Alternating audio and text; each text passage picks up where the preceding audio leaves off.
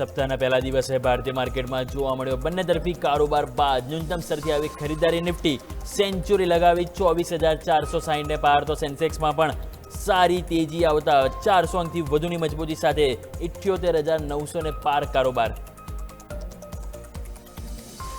Nifty કરતાં bank નિફ્ટીમાં જોવા મળી વધુ મજબૂતી. 500 પોઈન્ટની તેજી સાથે 57,000 પાર જવામાં બેંક નિફ્ટી સફળ. બેંક નિફ્ટીમાં 14 બેંકોમાંથી 11 સ્ટોક્સમાં સૌથી વધુ મજબૂતી, જો કે 3 બેંકોમાં લાલ નિશાન સાથે કારોબાર. SBI, AU bank, ICICI bank અને એક્સિસ બેંકમાં સૌથી વધુ મજબૂતી, તો ઇન્ડસઇન્ડ અને આઈડીએફસીમાં જોવા મળ્યું દબાણ. ચોથા ક્વાર્ટરમાં એચડીએફસી બેંકના સારા પરિણામ. વ્યાજથી આવક 3%, તો નફામાં 9%નો વધારો. બેંકનો લોન ગ્રોથ 12%, તો ડિપોઝિટ ગ્રોથ 14% વધી. પરંતુ સ્ટોક્સમાં આવી નરમાશ, જો કે આઈસીઆઈસીઆઈ બેંકના પરિણામ બાદ સ્ટોક્સમાં જોવા મળી 1%થી વધુની તેજી.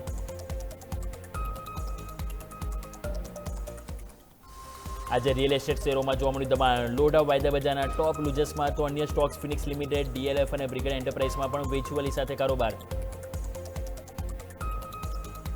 મિડ કેપ અને સ્મોલ કેપ 100 ઇન્ડેક્સમાં પણ ન્યૂનતમ સ્તરથી આવી ખરીદારી. મિડ કેપ 100માં મજબૂતી સાથે 5%ની તેજી સાથે 60,000 ઉપર કારોબાર આવી પહોંચ્યો. તો સ્મોલ કેપમાં પણ ફ્લેટ ટુ પોઝિટિવિટી વચ્ચે સાથે કારોબાર. મિડ કેપમાં 100 સ્ટોક્સમાંથી 45 સ્ટોક્સ પોઝિટિવ, તો 55 સ્ટોક્સમાં લાલ નિશાન સાથે કારોબાર.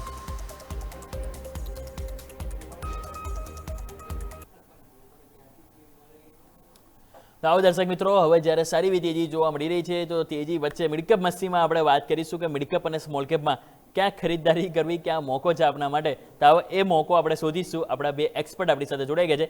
યજ્ઞેશ પટેલ જસ્ટ મનીકેરથી આપણી સાથે જોડાયેલા છે, અને સાથે હવે બુલ કેપિટલથી સુહાગ પટેલ પણ આપણી સાથે જોડાઈ ગયા છે. સુહાગ સર, સૌથી પહેલાં તમારી પાસે હું આવવા માંગીશ. Good morning. માર્કેટ લાસ્ટ 2 સપ્તાહથી સરસ ક્લોઝિંગ આપી રહ્યું છે, અને હવે આ સપ્તાહે પણ તમે જો ક્લોઝિંગ આપ્યા બાદ લાસ્ટ સપ્તાહે, હવે આ સપ્તાહે શરૂઆત સારી થઈ છે. નિફ્ટી, બેંક નિફ્ટી બંનેમાં મજબૂતી છે. બેંક નિફ્ટીના પરિણામ બાદ અહીંયા મજબૂતી કંઈક વધારે છે. તો પહેલાં સર જણાવો કે માર્કેટના હવે કયા ઇન્ડિકેશન ઉપર ધ્યાન પર રાખીશું, કયા લેવલ છે કે જે મહત્વના તમારા મત પ્રમાણે જોઈ રહ્યા છો સર? ગુડ મોર્નિંગ યોમિકભાઈ, જિગ્નેશભાઈ અને તમારા વ્યુઅર્સને.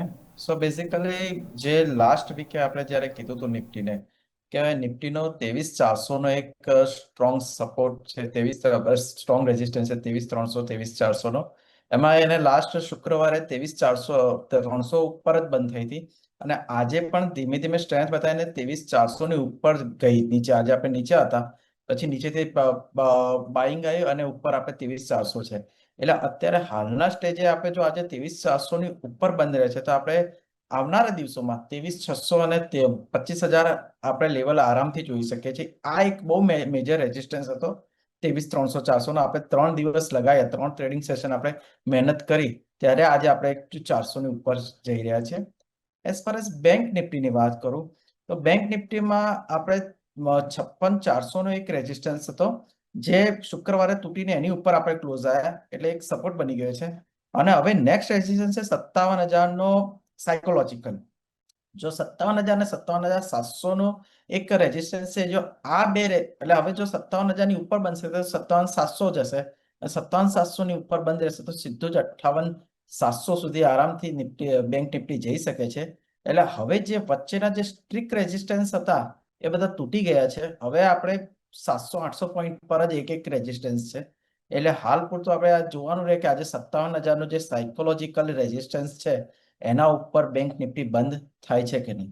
ઓવરઓલ તમે મિડકેપની બી વાત કરીએ, આપણે સીએનએક્સ મિડકેપ 100, તો મિડકેપ 100માં પણ અત્યારે પાછલા કેટલાય ટ્રેડિંગ સેશનથી આપણને બહુ સારી તેજી જોવા મળી છે.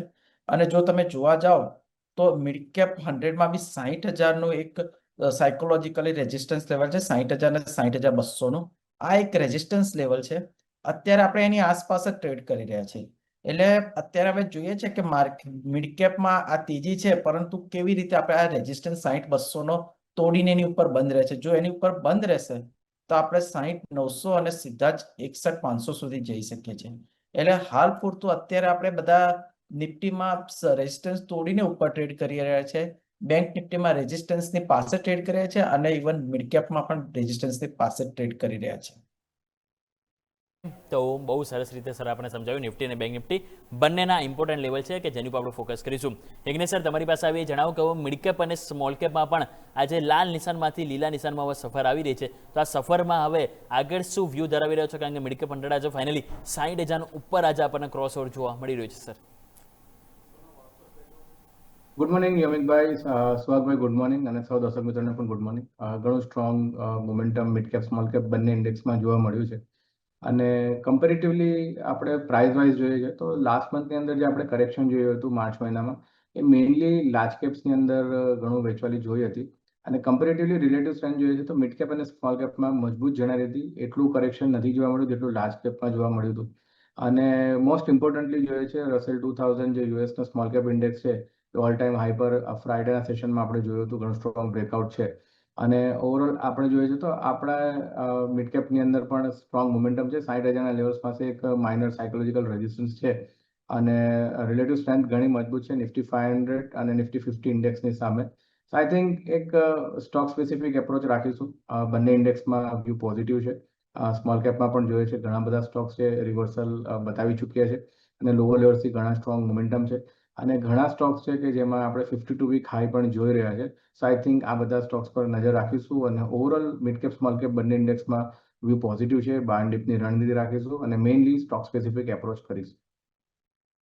તો આ રીતે વ્યૂ બંધ જોવાનું છે. મિડ કેપ અને સ્મોલ કેપમાં પણ બાયોટીપની સલાહ બની રહી છે. પરંતુ આવો બાયોટીપ સલાહ બની રહી છે બંને એક્સપર્ટ તરફથી, મીન્સ કે વ્યૂ પોઝિટિવ છે, તો સ્ટોક સ્પેસિફિક એપ્રોચ જાણી લઈએ. સૌથી પહેલાં સુહાગ સર આપના પાસે આવી જણાવો કે મિડ કેપ અને સ્મોલ કેપમાં પણ સરસ મોમેન્ટમ તેજીનું છે, તો સરસ મોમેન્ટમમાં સરસ સ્ટોક્સ કયા છે આપના મતે સર? હું તમને આજે નેશનલ એલ્યુમિનિયમ કંપની એટલે કે નાલ્કોને રેકમેન્ડેશન કરીશ. કંપનીની અંદર તમે જુઓ તો મેટલ જ્યારે સ્ટોક્સ વધે છે ત્યારે આ એક દિગ્ગજ મતલબ કે આ એક એનું ફ્રન્ટ ફેસ હોય છે. અને આ કંપની તમને એલ્યુમિનિયમ સેક્ટર એમનું લગભગ 60%થી વધારે છે. એના સિવાય કેમિકલ ને બધા સેક્ટરમાં પણ કામ કરી રહી છે. અને તમે જુઓ તો કેટલાય સમયથી આ નાલ્કો વધી રહ્યો છે, પરંતુ તમે એનો જો છેલ્લા 5 વર્ષનો પ્રોફિટ જુઓ તો કમ્પાઉન્ડિંગ 108%થી ને છેલ્લા 3 વર્ષમાં 21%ના કમ્પાઉન્ડિંગથી વધી રહ્યો છે. એટલે કે 2021માં એમનું ટર્નઓવર લગભગ 9,000 કરોડની આસપાસ હતું અને પ્રોફિટ 1,300 કરોડ હતો. હાલ તેમનું ટર્નઓવર 18,000 કરોડની આસપાસ છે ને પ્રોફિટ એમનો 6100 કરોડની આસપાસ છે. એટલે તમે જુઓ કે પ્રોફિટમાં ઘણો જ વધારો થયો છે. અને એની કારણે સ્ટોક્સ ઇવન તો આટલો બધો વધી ગયો છે, અત્યારે તમને 428ની આસપાસ ટ્રેડ કરે છે, સ્ટીલ આની અંદર વેલ્યુ અનલોકિંગ બાકી છે. તમે જો એને નિવેશ કરવા માંગો તો તમે નિવેશ કરી શકો છો. આવનારા 3 વર્ષમાં તમને 1,000 રૂપિયાથી વધારેના ભાવ જોવા મળે. અને જો તમે શોર્ટ ટર્મમાં તમે જુઓ તો શોર્ટ ટર્મમાં તમને એની અંદર કોઈને લેવો હોય તો 400 રૂપિયાના નીચે ક્લોઝિંગના બેસિસ પર 400 રૂપિયાની નીચે ક્લોઝ થાય છે તો સ્ટોપ લોસ મારી દેવાનો. એની સાથે તમે શોર્ટ ટર્મમાં 500 550 નો ટાર્ગેટ તમે જોઈ શકો છો.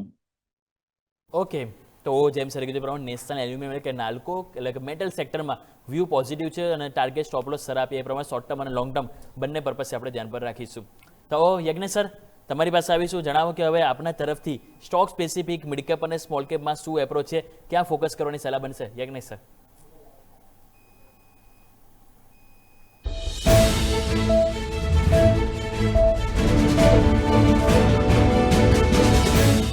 જે ટોટલ 2 પસંદગી છે, તેમાં પહેલી પસંદગી છે સુગર સ્પેસમાંથી ત્રિવેણી એન્જિનિયરિંગનો કાઉન્ટર છે. ઘણું સ્ટ્રોંગ કન્સોલિડેશન બતાવી રહ્યો છે. એક સ્ટ્રોંગ અપમૂવ જોવા મળ્યો હતો અને વોલ્યુમ બેઝ અપમૂવ હતો અને લાસ્ટ 2-3 ટ્રેડિંગ સેશનની રેન્જ પણ બ્રેક થતા જોવા મળી છે. ત્રિવેણી એન્જિનિયરિંગમાં બાયની સલાહ છે. 375નો સ્ટોપ લોસ રાખવાનો રહેશે અને 430ના લક્ષ્યાંક એક્સપેક્ટેડ છે. અને બીજું એક કાઉન્ટર છે રિવર્સલ બેઝ છે, લાઇકા લેબ. સ્ટ્રોંગ રિવર્સલ જોવા મળ્યું છે. 55ના લેવલ્સના બ્રેકઆઉટ કર્યા છે અને એની ઉપર સસ્ટેન કરી રહ્યા છે. શોર્ટ ટર્મ મૂવિંગ એવરેજની ઉપર છે અને ઇમ્પોર્ટન્ટલી 50 દિવસની મૂવિંગ એવરેજને આપણે અપ્રોચ કરી રહ્યા છે. અને જે રીતના વોલ્યુમ્સ ક્રિએટ થયા છે લોઅર લેવલ્સ પર રિવર્સલના એક ઇન્ડિકેશન આપી રહ્યા છે. સો લાઇકા લેબ બાયની સલાહ છે. 56 રૂપિયાનો સ્ટોપ લોસ રાખવાનો રહેશે અને 68 રૂપિયા 68નો લક્ષ્યાંક એક્સપેક્ટેડ છે. બે પસંદગી છે સર તરફથી અહીંયા. એક છે ત્રિવેણી એન્જિનિયરિંગ કે જેમાં તમે જો ટાર્ગેટ 430 રૂપિયાને છે અને બીજો સ્ટોક છે એ છે લાઇકા લેબ્સ, એમાં પણ વ્યૂ પોઝિટિવ છે. એટલે બંને સ્ટોક છે કે જેમાં ખરીદારીની સલાહ યજ્ઞ સર તરફથી બની રહી છે અને આપણે ફોલો કરીશું. નેક્સ્ટ આવો વાત કરીએ કે હવે જ્યારે મિડ કેપ અને સ્મોલ કેપમાં સરસ મોમેન્ટમ છે તો આજના દિવસના સૌથી પહેલાં મજબૂતીવાળા સ્ટોક્સથી જ આપણે શરૂઆત કરીએ તેમાં આપણને જોવા મળશે ત્રિવેણી ટર્બાઇન. તમે જો સરસ મજબૂતી છે ને એમાં આપણને 12.5% તેજી આપણને સ્ટોક્સમાં જોવા મળી રહી છે. 580 રૂપિયા આજુબાજુ આપણને સ્ટોક્સમાં કારોબાર જોવા મળે છે. લાસ્ટ વીક પણ તમે જો શુક્રવારે બહુ સરસ ખરીદારી વિથ વોલ્યુમ જોવા મળ્યું હતું અને આજે એનાથી ડબલ તેજી ડબલ આપણને વોલ્યુમ જોવા મળ્યું છે. સુવાક સર તમારી પાસે લઈને આવવા માંગીશ 580 ઉપર છે.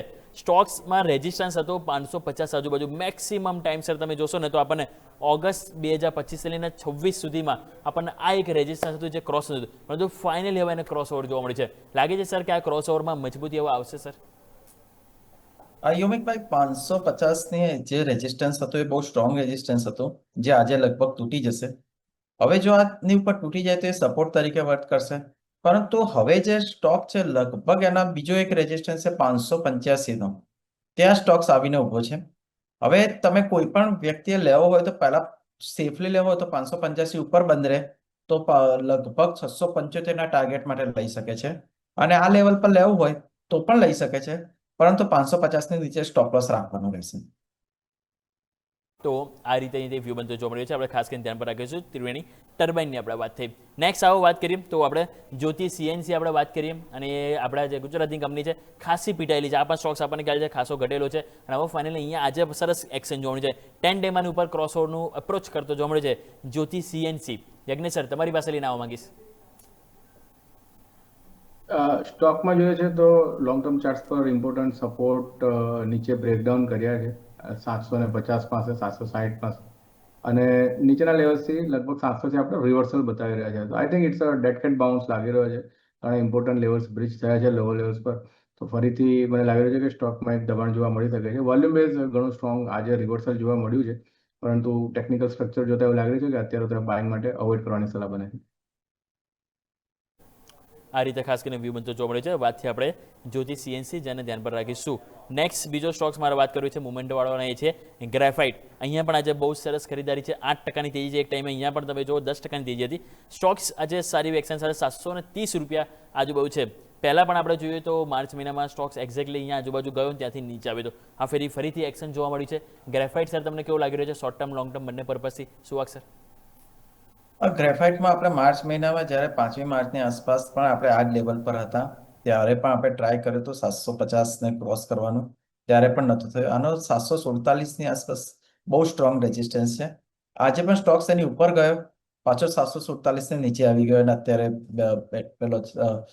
ત્યાં ટ્રેડ કરે છે. જ્યાં સુધી આની ઉપર લાસ્ટ ટાઈમ જે માર્ચ મહિનાનો જે રેઝિસ્ટન્સ હતો 747, એના ઉપર સ્ટ્રોંગલી ક્લોઝ નથી થતો ત્યાં સુધી નવી પોઝિશન લેવાની હિતાવહ નથી. તો કોઈની પાસે હોય કે જે નીચલા લેવલ પર લીધું હોય તો અહીંયા થોડું પ્રોફિટ બુકિંગ કરી શકે છે. નવી પોઝિશન માટે 747ની ઉપર જ ક્લોઝ થાય ત્યારે જ લેવાની સલાહ છે. તો આપણે વાત થઈ ગ્રેફાઇટ ઇન્ડિયા, જેને લેવલ સ્પેસિફિક ફોકસ કરીશું આપણે અહીંયા. નેક્સ્ટ સર મારે વાત કરવી છે યજ્ઞેશ સર તમારી પાસે એ છે આઈઈએક્સ. આઈએક્સમાં સર કોઈ અપેક્ષા રાખવી કે નહીં સર? કારણ કે તમે જો વન વે સ્ટોક્સ પડી જ રહ્યો છે. વધારો બી આવે તો માંડ તમે જો 120, 130, 135 આવીએ અને ત્યાંથી ફરીથી સ્ટોક્સ નીચે આવી જાય છે. 2026માં 1-2 દિવસ હતા કે 185 રૂપિયા ગયો હતો. બાકી તમે જો સતત લાસ્ટ જુલાઈ 2025થી સ્ટોક્સ તમે જોશો સર 150ની નીચે જ રહી રહ્યો છે, અને નીચે તમે જુઓ તો 110, 120 આવે કે જ્યાં કન્સોલિડેશન થાય છે. શું અપેક્ષા રાખીશું સર? કોઈના પોર્ટફોલિયોમાં હોય તો એ લોકો અહીંયા સર હોલ્ડ કરવું જોઈએ કે પછી એક્ઝિટ કરીને કોઈ શિફ્ટિંગ માટે વિચાર કરવો જોઈએ સર? આઈ થિંક જે રીતે સ્ટોકમાં અંડર પરફોર્મન્સ જોવા મળી રહ્યું છે, તમે એક્ઝેક્ટલી કહ્યું પ્રમાણે 150ના લેવલ્સ એકાદ વાર જ જોવા મળ્યા છે, અને એ લેવલ્સથી ઘણી સ્ટ્રોંગ વેચવાલી જોવા મળી છે. નીચેમાં 110, 120 પાસે બોટમ ફોર્મેશન, બેઝ ફોર્મેશન છે.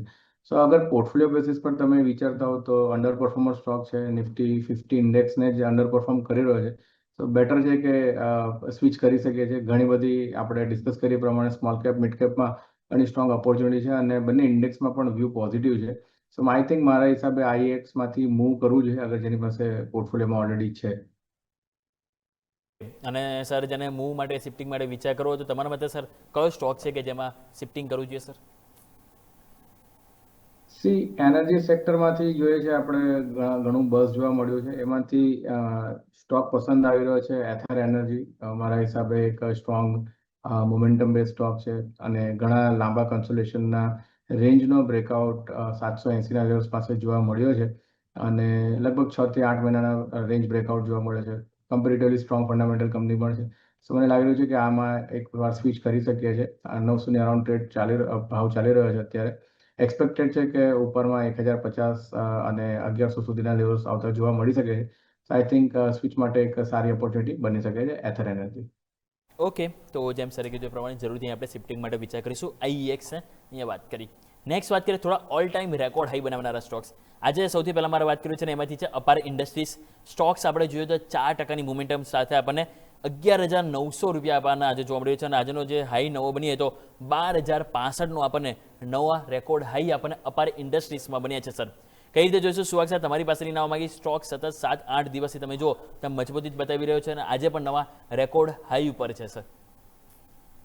અપાર ઇન્ડસ્ટ્રીઝ તમે જોવા જાઓ તો એક હાઈ ગ્રોથ કંપની છે અને ફંડામેન્ટલી પણ બહુ સ્ટ્રોંગ છે. આપણે તો તમારા શોમાં આવ્યા હતા ત્યારે આપણે 9,700ની આસપાસ આપણે એને રેકમેન્ડ કર્યો હતો બાયનો. ત્યારે પણ એનો એક બ્રેકઆઉટ આવ્યું હતું એ વખતે. અને સ્ટીલ હમણાં પણ એનો જે એક સ્ટ્રોંગ રેઝિસ્ટન્સ હતો 11,650ની આસપાસ, એ પણ આજે એને તોડીને એના ઉપર ટ્રેડ કરે છે. એટલે આ કંપનીમાં જેને લેવું હોય તો હજી પણ એ પોઝિશન લઈ શકે છે. સ્ટોપ લોસ રહેશે 11,650ની નીચે ક્લોઝ થાય તો. ટાર્ગેટ તમને આવનારા સમયમાં 13,000-13,500 સુધી સ્ટોક્સ આરામથી આ મોમેન્ટમમાં જઈ શકે છે. તો હજુ પણ ઉપર 13,000 તરફની અપસાઇડ પોસિબલ છે. અપાર ઇન્ડસ્ટ્રીઝ ફોલો કરશે. આવો બીજો એક સ્ટોક છે હજી કે જે ઓલ ટાઈમ હાઈ બનાવી રહ્યો છે. આપણે ક્વિકલી નજર કરી લઈએ. તમારી પાસે ડિસ્કશન કરવા માંગીશ યજ્ઞેશ સર, અને એ છે નામ NLC ઇન્ડિયા. અહીંયા પણ તમે જુઓ તો આપણને 8% તેજી જોવા મળી છે અને આજે સ્ટોક્સમાં 318 રૂપિયા, એટલે કે ઉપલા સ્તરથી થોડો 10 રૂપિયા નીચે આવે 3%, પરંતુ આજે 318ના નવા રેકોર્ડ હાઈ NLC ઇન્ડિયામાં બન્યા છે સર. ઓવરઓલ જોઈએ છે તો ઘણો સ્ટ્રોંગ પ્રાઇસ એક્શન છે અને લાંબા સમયનો કન્સોલિડેશનનો રેન્જ બ્રેકઆઉટ પણ જોવા મળી રહ્યો છે. લેવલ્સ 290, 300 પાસે હર્ડલ હતું, એને ઉપર સક્સેસફુલી ટ્રેડ કરી છે.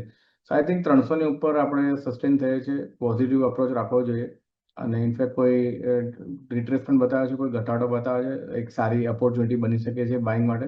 સો પ્રેફરન્સ રાખવો જોઈએ. એક્સપેક્ટેડ છે કે સ્ટોકમાં ઉપરમાં 340 સુધીના લેવલ્સ એક ટાર્ગેટ તરીકે આવતા જોવા મળી શકે છે. સો આ લેવલ્સ પર અને કોઈ ઘટાડો આવે છે તો પણ બાયની સલાહ બને છે અને સ્ટોપ લોસ નીચેમાં 285નો મેન્ટેન રાખવાનો રહેશે. ઓકે, તો 285ના ટાર્ગેટ સાથે કરંટ માર્કેટ પ્રાઇસ અને ઘટાડે બાઇંગની ઓપોર્ચ્યુનિટી રાખવી જોઈએ. વાત થઈ NLC ઇન્ડિયા કે જેમાં આજે નવા રેકોર્ડ હાઈ આપણને બનતા જોવા મળી રહ્યા છે. પરંતુ આ સાથે સમય તો છે રજા લેવાના. સૌથી પહેલા સુવાગ સર આપની પાસે આવીશ. આપના તરફથી ડિસ્ક્લેમર.